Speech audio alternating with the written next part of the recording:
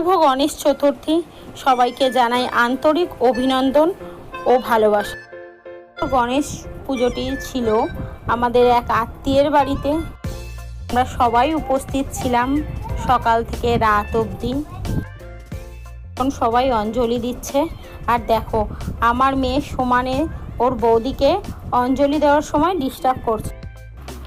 যদিও এই গণেশ চতুর্থী মূলত মারাঠিদের, তবুও এখন বাংলার ঘরে ঘরে এই গণেশ চতুর্থী উদযাপিত হয়।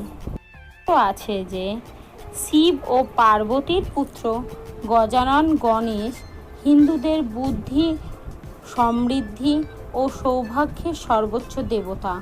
হিন্দুরা বিশ্বাস করেন যে এই দিন গণেশ তার ভক্তদের মনোবাঞ্ছা পূরণ করতে মর্তে অবতীর্ণ হন। এখন যজ্ঞ হচ্ছে, আমরা সবাই বসে পুজো দেখছিলাম।